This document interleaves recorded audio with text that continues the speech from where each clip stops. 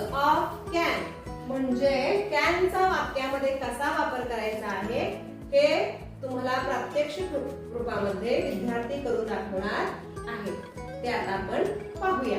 Let's start.